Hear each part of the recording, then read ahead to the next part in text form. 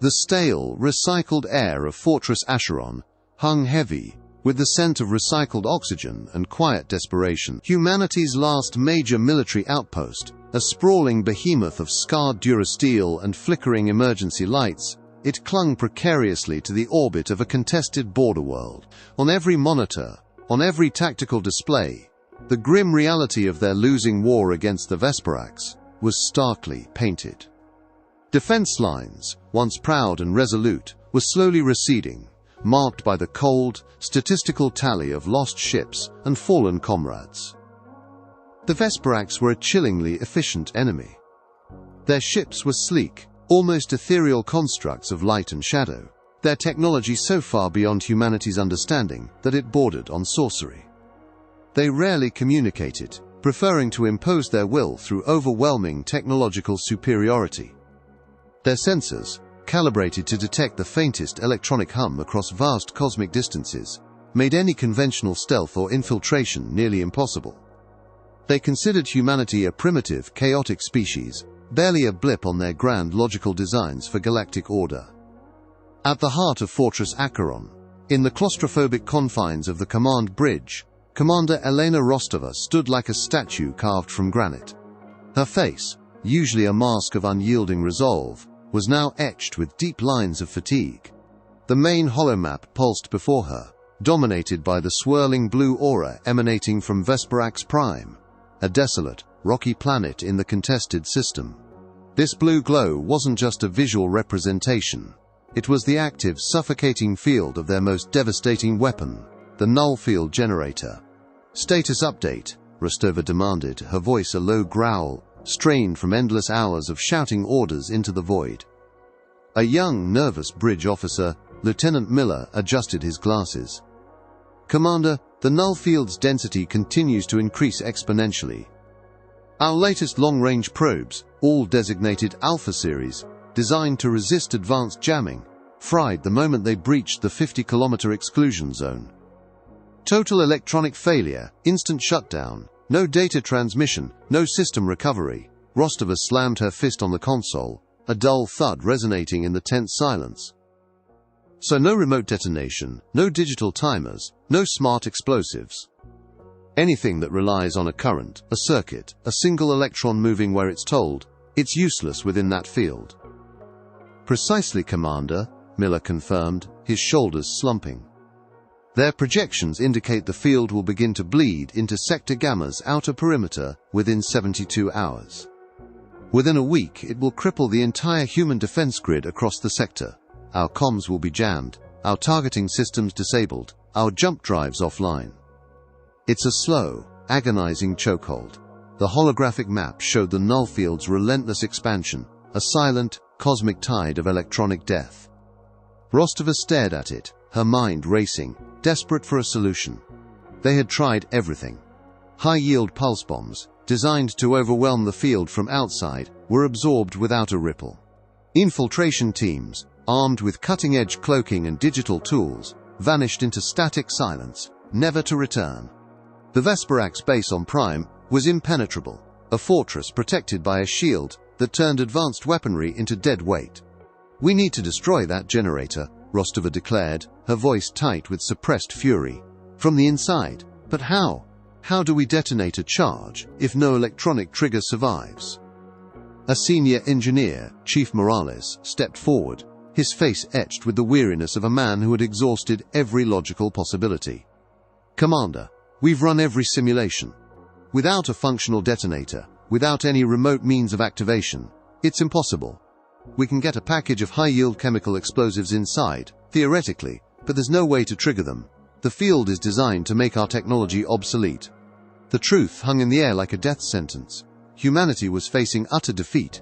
The Vesparax null field wasn't just a weapon. It was an existential threat that rendered their entire technological arsenal irrelevant. It wasn't about power. It was about an enemy who had discovered how to negate their very means of fighting. Rostova looked at the grim faces of her command staff, their eyes mirroring her despair. This wasn't just a military objective. It was their last, desperate gamble for survival. But with no way to trigger the bomb, it felt like throwing dice against the void. Part 2. the saboteur's induction, and ancient philosophy. Commander Elena Rostova's private office was as stark and functional as a military bunker. A single, small, unpowered paperweight, a smooth grey stone, sat on her polished desk, a rare touch of the natural world in a place dominated by flashing lights and digital readouts. The air was thick with unspoken defeat. She had exhausted every logical, technological solution. Ooh. Her comm panel chimed, announcing Captain Rhys Thorne's arrival. "Send him in." The door hissed open, and Captain Rhys Thorne entered. He was a stark contrast to the sleek, high-tech environment. His uniform, though crisp, seemed lived in, bearing the subtle creases of someone more at home amidst raw elements than polished chrome. His build was lean, agile, with the quiet strength of a person who relied on their own 2 feet and steady hands. His dark hair was often a little disheveled, and his eyes, a deep, observant grey, held a calm, almost unnervingly serene quality that spoke of vast, open spaces and long stretches of self-reliance, not the frantic hum of a starship. Rhys wasn't a typical soldier.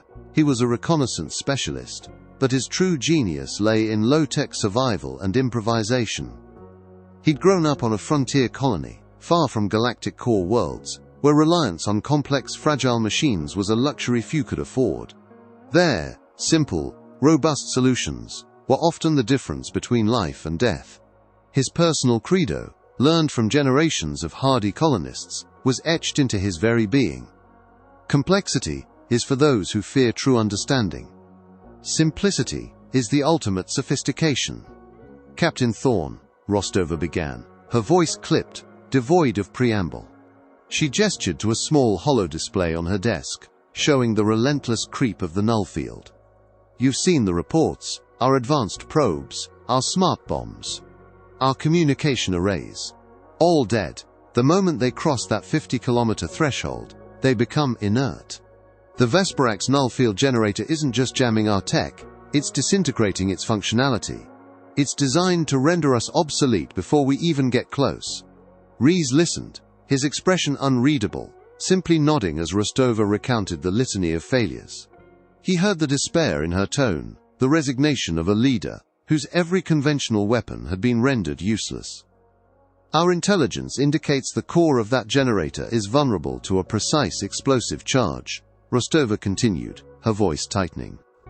"We have the explosives, old, chemically stable compounds, immune to EMPs, but we cannot detonate them. There's no electronic timer, no remote trigger, nothing. Any smart infiltration gear, even the most basic digital compass, becomes worthless inside that field. We have a target, Captain, and the means to destroy it, but no way to pull the trigger." Her gaze fixed on him, searching, desperate. "My engineers, my best minds, have reached a dead end. Is there any way to detonate a bomb inside that field? Anything at all?" Rhys remained silent for a long moment, his eyes drifting, first to the sophisticated digital clock on Rostova's wall, then to the unpowered stone paperweight on her desk.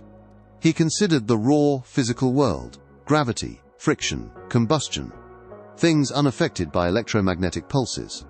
"No digital timer," Rhys mused aloud, his voice low, almost contemplative, cutting through the hum of the office. "No electronic trigger. The field neutralizes anything that relies on a current, on a circuit, on a programmed sequence." He looked up, his gaze steady, meeting Rostova's intense, weary stare. A faint, almost imperceptible smile touched his lips. "We don't need a current, Commander. We need a burn. Or a fall. Or a snap." Rostova frowned, her brow furrowing deeply. "A burn? A fall? What are you implying, Captain?" Her patience, worn thin by weeks of defeat, was fraying. Rhys pushed away from the desk and walked towards the paperweight. He picked it up, feeling its solid, inert weight. "The null field scrambles circuits, Commander. It doesn't stop a chemical reaction. It doesn't stop gravity. It doesn't stop combustion." He looked at her directly, the stone resting in his palm. "A candle." Rostova's jaw went slack. A sharp, disbelieving laugh, harsh and humorless, tore from her throat. It was the sound of a woman pushed past her breaking point. "A candle." Captain Thorne, are you suggesting we fight a galactic superpower, a race whose technology borders on the mystical, with a piece of wax and a wick? Are you insane? My people are facing annihilation, and you propose a medieval solution. Her voice rose, tinged with a mix of exhaustion, incredulity, and a flicker of raw anger. This isn't a history lesson, Captain. This is our last stand. Commander, Reese said, his voice calm, cutting through her frustration like a steady blade through smoke. His conviction was unwavering. The Vesperaks rely on their perfection. Their entire defense, their every system, is built on the assumption that anything threatening them will operate on their terms, with energy signatures, with digital codes, with predictable patterns. They are blind to anything that falls outside their logical parameters. They can filter out a complex encryption algorithm. They cannot filter out a flame. He placed the stone back on her desk, the simple, solid object, a stark contrast to the high-tech desperation of the room. The null field may disable every electronic device we have, but it doesn't stop a simple string from burning. It doesn't stop a weighted striker from falling when a rope is severed. It doesn't stop a chemical explosive from detonating on physical impact. His eyes were earnest, almost challenging. The Vesperaks have forgotten the old ways, Commander, the laws of the universe that existed before circuits, before energy shields. And sometimes, the forgotten path is the only one left. Rostova stared at him, her mind reeling. The sheer audacity. The utter, infuriating simplicity. It was barbaric, ridiculous, an affront to every advanced principle she'd ever known. But as her gaze flickered back to the holomap, to the relentlessly expanding blue aura of the null field, a chilling certainty began to form in the pit of her stomach. Rhys Thorne was right. Their advanced technology had failed them, utterly. The only way through was to go back, far back, to the very basics. "All right, Captain," Rostova finally conceded, her voice a low, rough whisper of defeat and reluctant hope. "A candle. You get whatever non-electronic resources you need. But know this, if this fails, if you fail, humanity has nowhere left to go." "I understand, Commander," Rhys said, a faint, determined light in his eyes. He gave a crisp, respectful nod. "My life, and perhaps humanity's future, depends on a piece of string and a flame." He paused at the door. "Give me the oldest, most reliable explosives you have, and some good thick candles." Part 3. Primitive Tools. Precise Intent. Rhys Thorne moved with a focused calm that belied the monumental task ahead. Commander Rostova had given him grudging approval, but the implied skepticism from the entire command staff was a palpable weight. He was given a small, isolated chamber in the lower levels of Fortress Acheron, a testing lab that looked like it hadn't been used since the early days of interstellar travel. Inside, the resources were exactly as promised: basic, non-electronic. Piles of inert chemical explosives, dense and stable, emitting no electronic signature to trigger the null field. Coils of various ropes, thick braided synthetics, thin, sturdy natural fibers, and a box, surprisingly, of what seemed like dozens of different candles. Some were thick and stubby, meant for emergency lighting. Others, thin and elegant, likely decorative remnants from a bygone era of peace. Rhys ignored the digital clocks that mocked him from the lab's deactivated walls. He didn't need them. His time was measured by observation, by natural processes. He began his meticulous testing. Layout station. He selected a few candles of differing widths and wick types. He lit the first one, a thick, utilitarian candle. He placed it in a controlled environment, a small, sealed, transparent chamber that mimicked the atmospheric pressure and minimal air currents he expected inside the Vesperak space. He didn't use a stopwatch. He used a simple, marked ruler against the wax, and his own innate sense of time, honed by years of wilderness survival, where a misjudgment of daylight could mean freezing to death. He watched the flame, a tiny flickering beacon in the enclosed space. He noted its subtle dance, the way the wax melted, the steady consumption of the wick. He recorded the burn rate not in digital seconds, but in millimeters per minute, painstakingly scratching marks onto a small, physical data slate with a stylus. He repeated this process with other candles, different wick lengths, different wax compositions. He even experimented with slight changes in ambient temperature, simulated by heating or cooling the chamber, to understand their effect. His movements were precise, almost ritualistic, a man applying forgotten principles of physics and chemistry with analog elegance. He plotted curves, not on a glowing screen, but on a gridded paper, the lines showing the consistent, predictable patterns of combustion. His goal wasn't just to make the candle burn, it was to understand its soul. He needed to predict its exact demise, down to the fraction of a minute, because that fraction would decide if humanity lived or died. For the triggering mechanism, Rees opted for elegant simplicity. He took a small, weighted metal striker, just heavy enough to impact the explosive detonator cap with sufficient force. He tied one end of a finely braided synthetic rope to the striker. The other end, he would loop over the top of the candle's wick. When the flame burned down to that specific point, it would sever the rope, releasing the striker. Gravity would do the rest. He tested this mechanism dozens of times, using various rope thicknesses, observing the clean, sharp cut of the flame.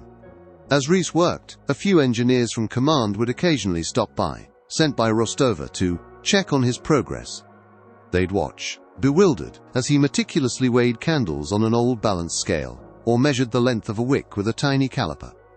"Captain," one young engineer, specialist Aris, asked, trying to keep the incredulity from his voice. "Are you sure about this? I mean, a candle." Our analysis indicated the Vesperax base core would require a precision trigger. Rees looked up, his grey eyes calm. Precision, specialist, isn't always digital. A flame is a precise chemical reaction. A specific length of rope, carefully cut by a specific burn rate, is a precise timer. The Vesperax are blind to this precision because it doesn't involve a microchip or an energy signature. Their arrogance in their own technology is their greatest vulnerability. They expect us to fight them on their terms, with our advanced tech that they can neutralize. We're not. His words, though logical, did little to soothe their underlying doubt. The countdown on Command's main display continued its relentless march. 8 days remaining. Rees knew the clock was ticking, not just on the mission, but on Commander Rostova's fading patience and the mounting skepticism within Fortress Acheron.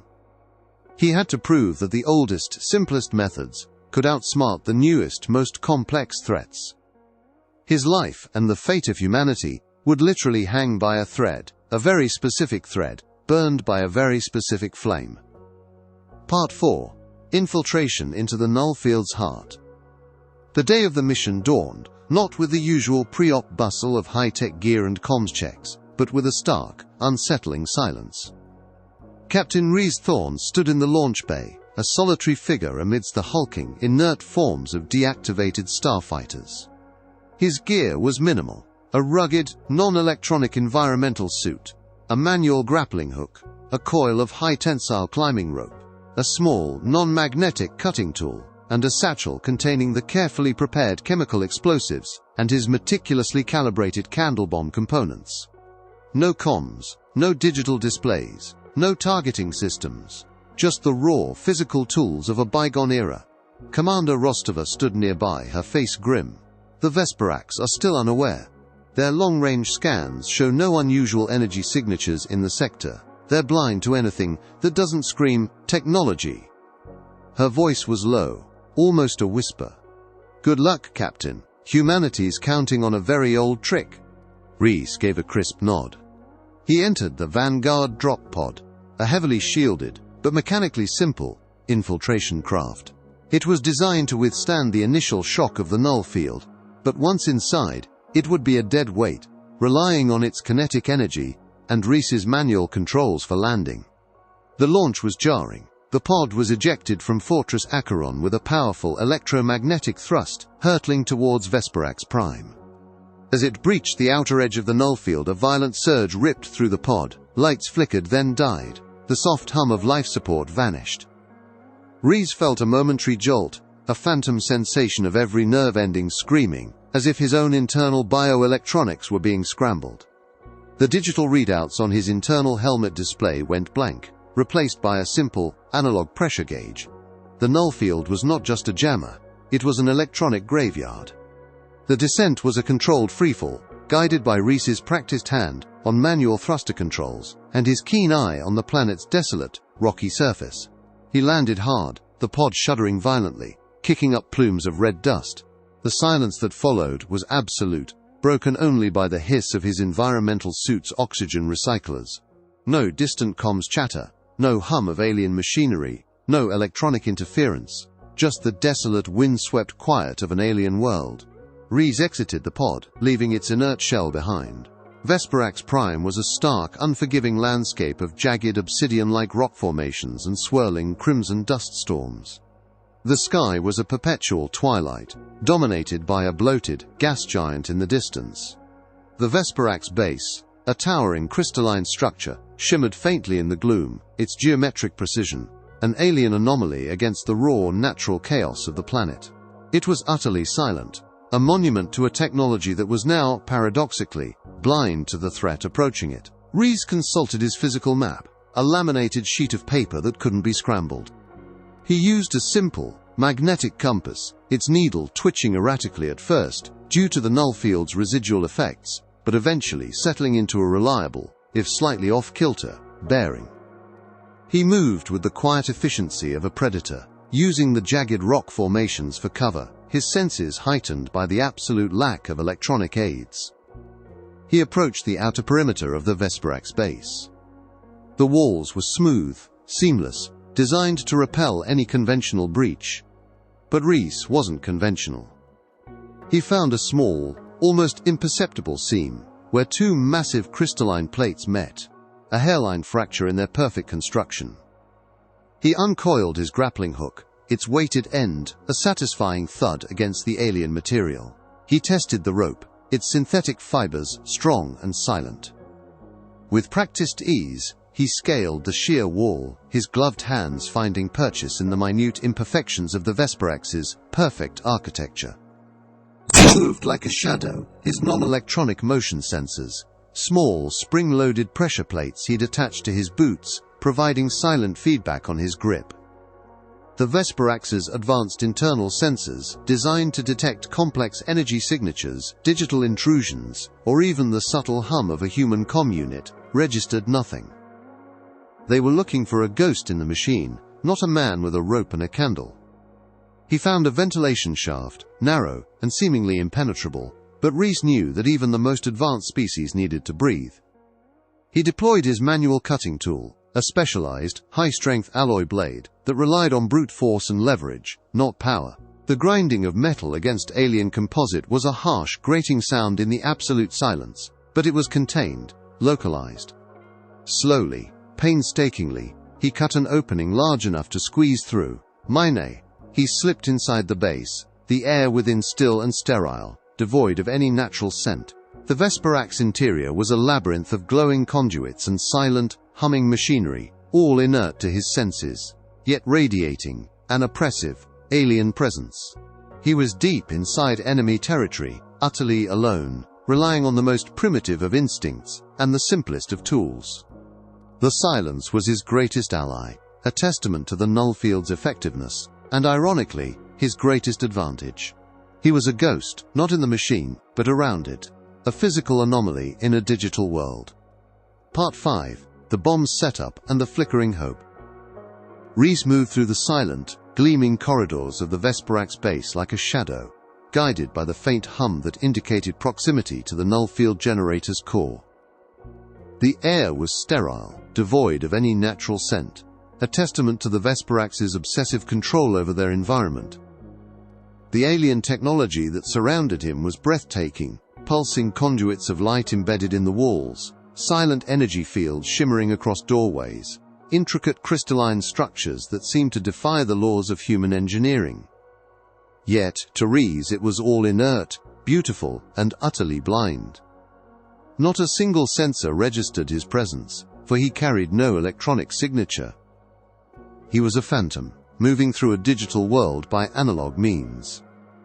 After what felt like an eternity of silent infiltration, navigating through the labyrinthine alien pathways, he finally reached his objective, the heart of the null field generator. It was a massive cylindrical structure, hundreds of meters tall, pulsating with a soft, ominous blue light. This was the source of humanity's impending doom, the very core of Vesperak's technological might. Its surface was seamless, designed to repel any known method of entry or sabotage. Rees surveyed the structure, his eyes calculating. He found a maintenance access panel almost invisible against the perfectly smooth surface. It was secured by a complex, multi-layered Vesperak's locking mechanism, but it was mechanical, relying on a series of pressure plates and rotational gears. A puzzle, not a circuit. With a series of practiced, precise movements using his non-magnetic cutting tools and a small, manual pry bar, he slowly, painstakingly worked through the alien lock. It took nearly an hour, sweat beading on his brow despite the environmental suit's cooling systems. The only sound was the metallic groan of alien alloys slowly yielding under human force. Finally, the panel hissed open, revealing a cavity filled with intricate Vesperak's components, all pulsating with inert energy, oblivious to the threat. Rees carefully placed the high-yield chemical explosives deep within the generator's internal structure, packing them around key energy conduits he had identified from pre-mission intelligence. The sheer destructive power contained within those dull, inert blocks was immense, enough to collapse the entire facility if properly detonated. Now came the most delicate part: setting the candle timer. Rees unzipped a pouch from his utility belt, retrieving the components he had so meticulously prepared. He took out the chosen candle, a thick, unassuming stick of beeswax with a perfectly braided wick, calibrated for a precise burn rate. He placed it firmly on a stable ledge within the generator's cavity, securing it with a small amount of non-conductive high-adhesive gel. Next, he unwound a length of his finely braided synthetic rope. He carefully tied one end of the rope to the weighted metal striker he carried. The striker was a simple, cylindrical piece of dense alloy, designed to deliver a sharp, decisive impact. The other end of the rope he looped precisely over the candle's wick, adjusting its length so that when the candle burned down to a specific mark on its side, the flame would sever the rope. The moment the rope snapped, the weighted striker, pulled by gravity, would fall directly onto the detonator cap of the explosives. Rees's breath was shallow, his focus absolute. His gloved fingers, calloused from years of working with raw materials, moved with the precision of a surgeon. There was no room for error. A slight tremor, a misjudgment of even a millimeter in rope length, or an unseen draft, could mean total failure. The quiet hum of the inert Vesperak's machinery was the only backdrop to the agonizing silence of his work. Then, with a steady hand, he ignited the wick. The tiny flame flickered to life, a fragile orange beacon in the heart of the alien war machine. Its light danced on the cold, crystalline surfaces of the Vesperak's technology, casting long, wavering shadows. In this realm of advanced silent power, this humble, ancient fire was the only thing alive, the sole ticking clock for humanity's desperate gambit. Every microsecond, the flame consumed wax, inching closer to the rope, shortening the remaining time. Rees watched it, his mind calculating, recalculating, ensuring his meticulous measurements were sound. The tension was suffocating. His life, and the future of his species, would now literally hang by a thread. A very specific thread, slowly being consumed by a very specific flame. With the bomb set, Rees moved with renewed urgency. He resealed the access panel, wiping away any traces of his entry. His mission was complete, his role now that of an escape artist. He had to get out, and he had to do it before the tiny flame inside the generator's core finished its silent work. He began his arduous journey back through the labyrinthine base, retracing his steps, heading towards the edge of the null field, where his comms might finally spring back to life. Part 6. The Detonation and the Vesperak's Utter Confusion. Back on Fortress Acheron, the atmosphere in the command bridge was a suffocating blend of anticipation and dread. Commander Elena Rostova stood before the main display, her eyes fixed on the holographic image of Vesperak's Prime. The null field still pulsed, a malevolent blue sphere enveloping the alien planet, cutting off all communication, all sensor data. There was no way to know if Rees had succeeded, or if he was even still alive. The digital clock on the bridge showed the critical window of time. calculated from Reese's meticulous candle burn rates, closing rapidly. Every second stretched into an agonizing eternity. "Any contact from Captain Thorne?" Rostova's voice was barely a whisper, a stark contrast to her usual commanding tone. Lieutenant Miller shook his head, his face pale.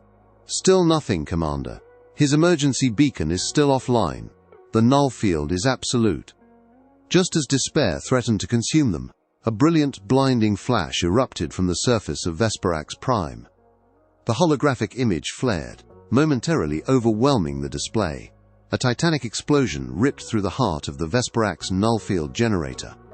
A colossal plume of fire and smoke billowed into the planet's perpetual twilight, followed by secondary explosions that tore through the crystalline structure of the alien base.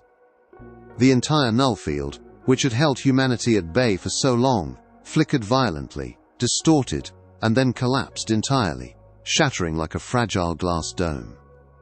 A collective gasp of disbelief, then a roar of exhilaration, erupted on the bridge. Shouts of, "He did it!" and "The field's down!" filled the air.